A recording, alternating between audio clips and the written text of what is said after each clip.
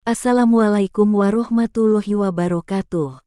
Sulaiman KI tanggal 6 November tahun 1494 sampai 6/7 September tahun 1566 adalah Sultan Turki Utsmaniyah ke-10 yang berkuasa dari tahun 1520 hingga 1566. Ia dikenal sebagai Sulaiman yang luar biasa di barat dan pemberi hukum, Kanuni, Al-Qanuni, di timur. Karena pencapaiannya dalam menyusun kembali sistem undang-undang Utsmaniyah, ia merupakan tokoh penting pada Eropa abad ke-16. Sulaiman memimpin tentara Utsmaniyah menaklukkan Belgrade, Rhodes, dan sebagian besar Hongaria.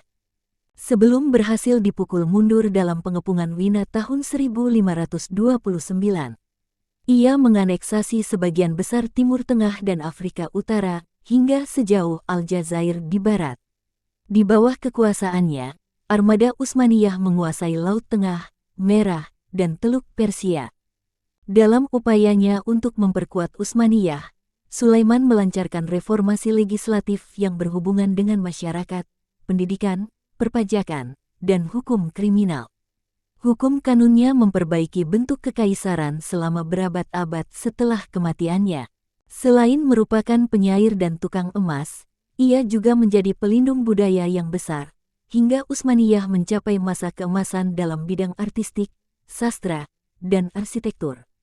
Sulaiman mampu menuturkan 5 bahasa: bahasa Turki Utsmaniyah, Arab, Serbia, Chagatai, dialek bahasa Turki dan berhubungan dengan Uighur, dan Persia.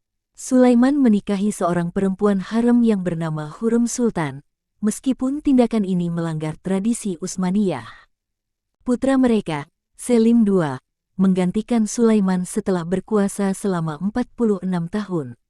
Sulaiman lahir diperkirakan pada tanggal 6 November tahun 1494 di Trabzon, daerah pantai Laut Hitam. Ibunya adalah Valide Sultan Ayşe Hafsa Sultan atau Hafsa Hatun Sultan, yang wafat pada tahun 1534. Pada usia 7 tahun, ia dikirim untuk belajar sains, sejarah, sastra, teologi, dan taktik militer di sekolah Istana Topkapi di Konstantinopel. Sebagai seorang pemuda, ia berteman dengan Ibrahim, seorang budak yang di kemudian hari menjadi penasihatnya yang paling dipercaya. Pada usia 17 tahun, Sulaiman ditunjuk sebagai gubernur Kaffa, Theodosia. Kemudian ia juga ditunjuk menjadi gubernur Saruhan, Manisa, setelah sebelumnya menjabat sebentar di Edirne. Saat ayahnya, Selim I, tahun 1465 sampai tahun 1520, meninggal dunia, Sulaiman kembali ke Konstantinopel dan mengambil kekuasaan sebagai Sultan Utsmaniyah ke-10. Catatan yang dibuat oleh seorang utusan Republik Venesia, Bartolomeo Contarini, beberapa minggu setelah Sulaiman naik tahta mendeskripsikan Sulaiman sebagai berikut. Ia berusia 25 tahun, tinggi, tetapi lincah, dan berkulit halus. Lehernya agak panjang, wajahnya pipih, dan hidungnya bengkok. Ia memiliki kumis dan janggut, pembawaannya menyenangkan meski kulitnya cenderung terlihat pucat. Konon ia adalah seorang tuan yang baik, suka belajar, dan menjadi harapan masyarakat. Untuk menciptakan kemakmuran dalam kekuasaannya, beberapa sejarawan menyatakan bahwa pada masa mudanya Sulaiman memiliki kekaguman yang besar terhadap Alexander Agung. Ia terpengaruh visi Alexander untuk membangun kekaisaran dunia yang menguasai daerah timur dan barat, dan konon hal ini yang mendorongnya melakukan kampanye militer ke wilayah Asia, Afrika, serta Eropa. Setelah menggantikan ayahnya, Sulaiman mengembangkan wilayah kekuasaan melalui serangkaian kampanye militer. Langkah awal yang dilakukannya adalah menekan pemberontakan yang dilakukan oleh Gubernur Damaskus pada tahun 1521. Setelah itu, Sulaiman melakukan penyerangan ke wilayah Belgrade yang dikuasai oleh Kerajaan Hongaria. Penyerangan itu sangat vital untuk menaklukkan Kerajaan Hongaria yang, sejak kejatuhan Serbia, Bulgaria, Albania, dan Kekaisaran Romawi Timur, menjadi satu-satunya penghalang kampanye militer Utsmaniyah ke Eropa. Sulaiman mengepung Belgrade dan mulai melakukan pengeboman besar-besaran dari kepulauan di wilayah Donau. Dengan pasukan yang hanya berjumlah sekitar 700 orang dan tanpa bantuan dari Hongaria, Belgrade jatuh ke tangan Sulaiman pada bulan Agustus tahun 1521. Berita jatuhnya salah satu benteng terkuat umat Kristen menimbulkan ketakutan dan kekhawatiran di seluruh Eropa, sebagaimana yang dicatat oleh seorang duta besar Kekaisaran Suci Romawi di Konstantinopel. Penaklukan Belgrade adalah awal dari peristiwa-peristiwa dramatis yang menimpa Hongaria. Penaklukan itu berlanjut dengan kematian Raja Lajos, penaklukan Buda, pendudukan Transilvania, dan hancurnya kerajaan yang pernah berkembang serta timbulnya ketakutan di negara-negara tetangga yang khawatir mereka akan mengalami nasib yang sama. Jalan untuk menyerang langsung Hongaria dan Austria sudah terbuka. Tetapi Sulaiman mengalihkan perhatiannya kepada Kepulauan Rodos di Mediterania Timur, kota basis Ksatria Hospitaller, yang dikenal memiliki unit bajak laut di wilayah Asia Kecil dan Levan yang kegiatan operasinya mengganggu kepentingan Utsmaniyah.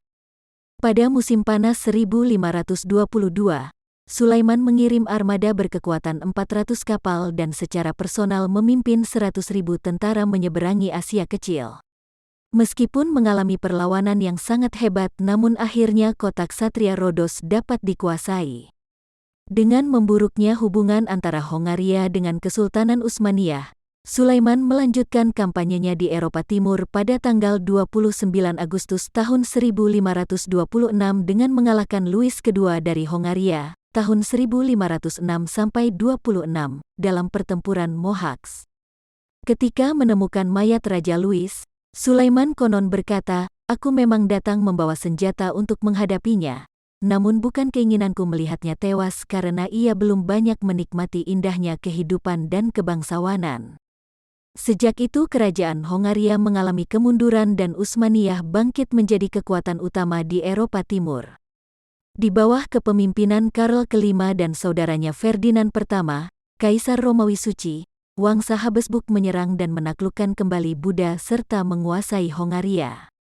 Pada tahun 1529, Sulaiman sekali lagi mengerahkan pasukan untuk menyerang Buda dan berhasil merebutnya. Selain itu, ia juga menyerang Wina. Namun dengan 16.000 tentara yang menjaga, Austria berhasil mempertahankan Wina. Usaha kedua untuk menaklukkan Wina pada tahun 1532 juga gagal. Sulaiman terpaksa mundur sebelum mencapai kota.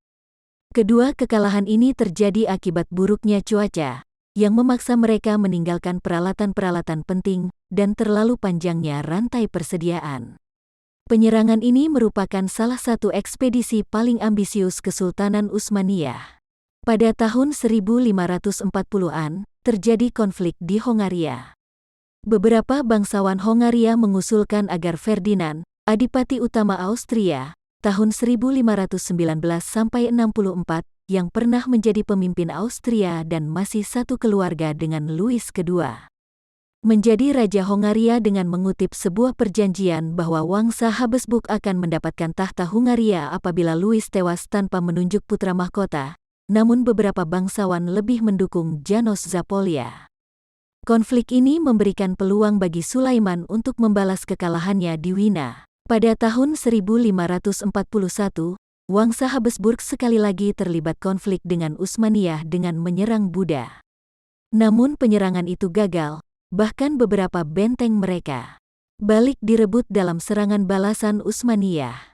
Ferdinand dan saudaranya Karl V kalah dan dipaksa menandatangani perjanjian yang memalukan di hadapan Sulaiman. Ferdinand dipaksa melepas klaimnya atas tahta Hongaria dan diwajibkan membayar upeti dalam jumlah tetap setiap tahunnya kepada Sultan. Dengan hancurnya saingan-saingan utama, Kesultanan Utsmaniyah menjadi kekaisaran terkuat dan memegang peranan paling penting di Eropa ketika itu. Terima kasih Anda sudah menonton video ini. Jangan lupa subscribe, like, komen, dan share video ini ke teman-teman Anda. Nantikan episode berikutnya. Assalamualaikum warahmatullahi wabarakatuh.